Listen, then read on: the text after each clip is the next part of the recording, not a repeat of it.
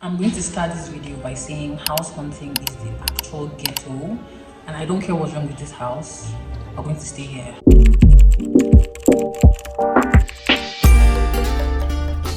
Hi guys, welcome back to my YouTube channel. If you're new here, my name is Irene, and if you're not, welcome back to the channel. So in this video, I will be telling you the process I went through as a foreigner. House hunting in Rwanda. I'm giving you 1 or 2 tips on how to get a good house for an affordable price and an empty house tour.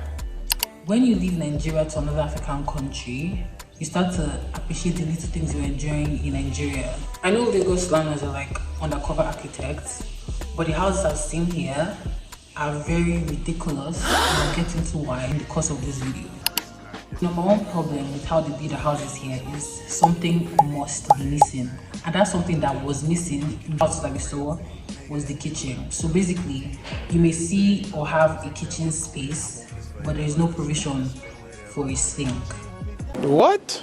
They plan their house without planning for a kitchen space, and when they plan the kitchen space, they don't make provisions for a sink for you to do anything. So basically, we have to go outside and wash your dishes on the ground like a villager.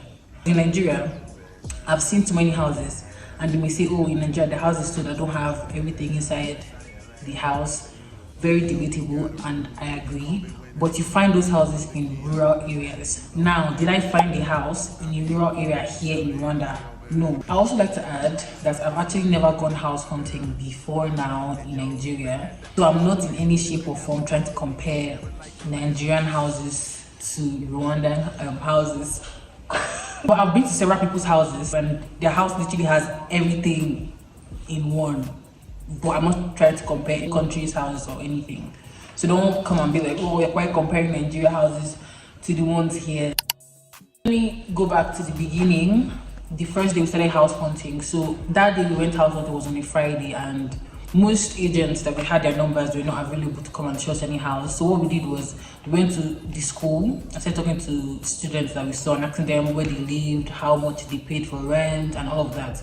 Mostly Rwandese and also like foreigners. I met one lady who was actually very helpful, and also there's this man, shout out to him. We met him in school and he made sure he helped to an extent for me to find a house close to the school. So shout out to him. So we spent the whole day looking for just people to talk to, calling people. I had like several numbers of agents, so we were trying to call. And again, one thing that happened, let me tell you guys.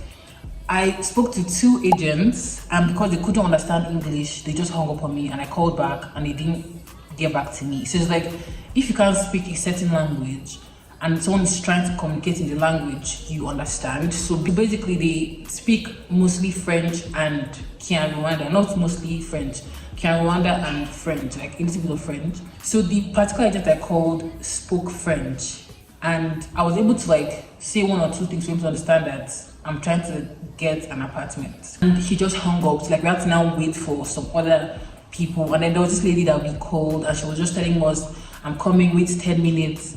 10 minutes turned to 2 hours, 2 hours turned to 3 hours. And then when we're now ready to leave, she now called and said, okay, she's coming, that we should come back. And that was around maybe 8. Anyways, she came, and then she showed us 3 houses that I'll show you guys.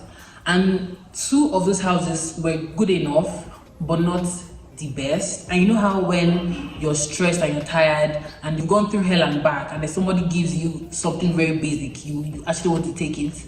So basically she showed us 2 houses that in my eyes were really good, but my brother saw the house and was like, that's a flipping lunchbox. Like, it was a very tiny house.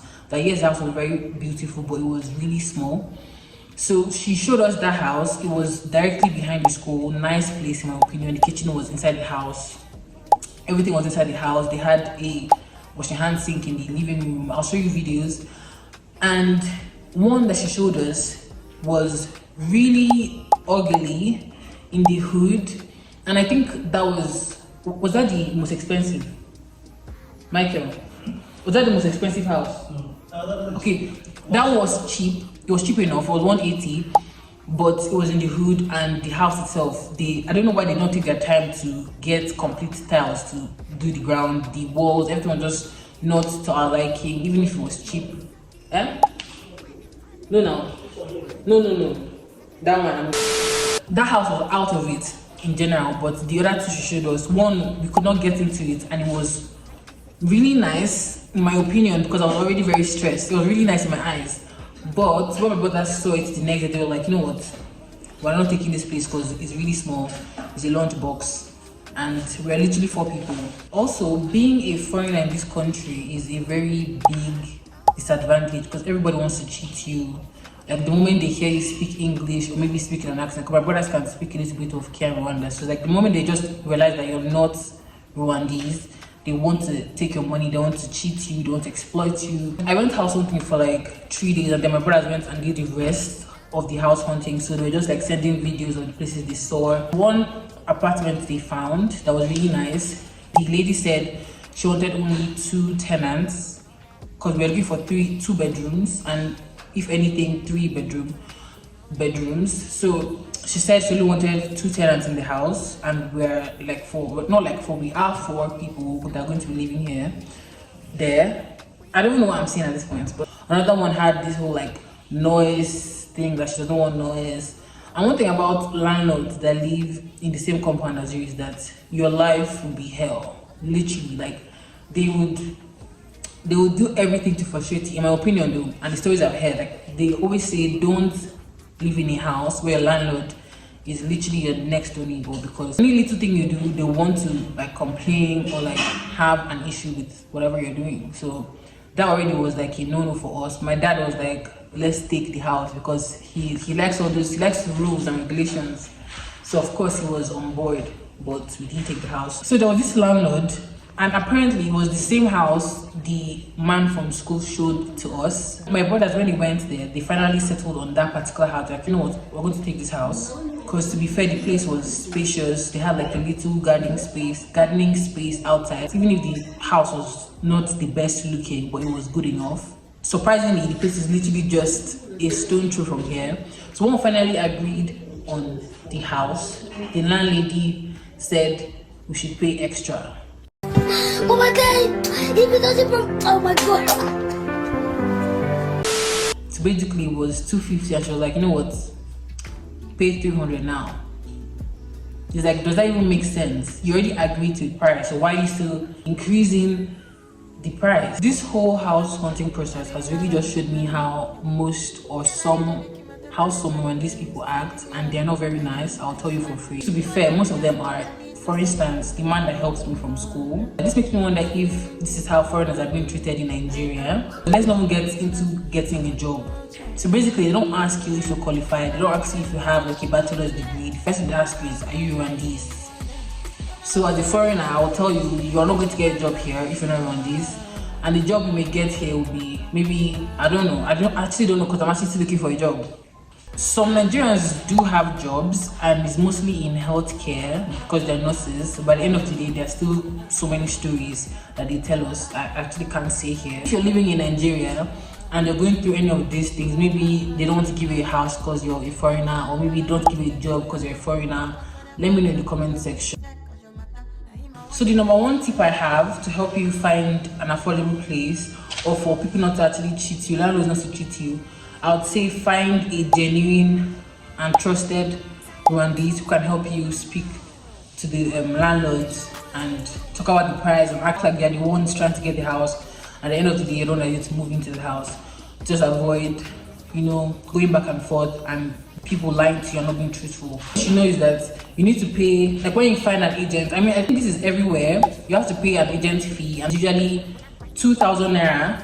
But some of them will tell you 3,000 or 5,000 or 10k, but the actual price is 2,000 naira. Don't let anybody cheat you. When you finally use an agent to get a place, they usually want to get like 100k from you and stuff like that. But the amount they're entitled to is 10% of what you're paying for the rent. So if you're paying 250 for rent, the amount your agent is entitled to is 25,000 naira. So they should not cheat you and tell you, pay 100,000 naira, not naira, 100 Rwanda franc to me, or maybe 50 or 70 or 60. It's supposed to be 10% of what you're paying for rent. Anyways, We got a house, as you can see.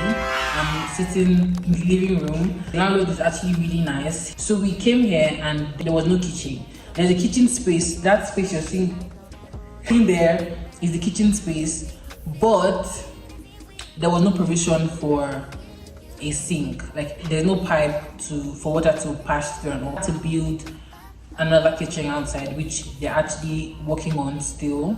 And he came, he saw that we don't have a hanger to dry our clothes, and he's like, he's going to make sure we get one. So it's like, he's actually a nice person. Like, he's one of the few nice landlords we've come across. So that's nice. That's good for us.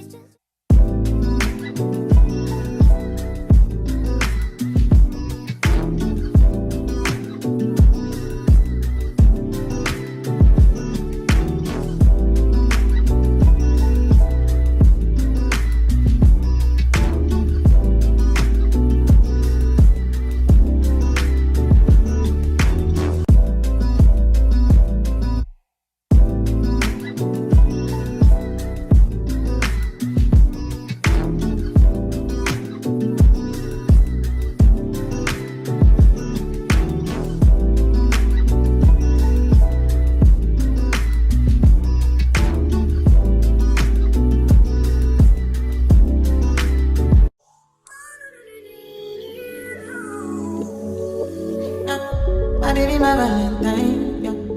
Can I you make you my temperature the rise? If you leave me, I could die, I swear. And for how much we are paying, we are in Gisozi, and we're literally in front of, not directly, but we live in front of the school. It's a walkable distance, and we pay 250k a month, which would be 2.something million at the end of the year. But I doubt if we'll be here for so long, because we are still trying to find a more comfortable apartment. But like I said in the beginning of this video, not now, because I cannot go through the same thing I went through again and immediately. Also, I'm starting school on Saturday, so I'll be dropping school content. And if you want to see that, just subscribe to my channel. Thank you guys for watching my video.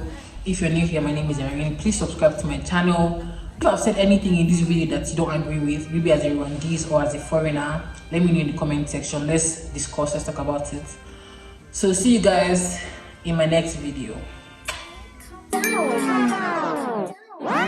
It's your one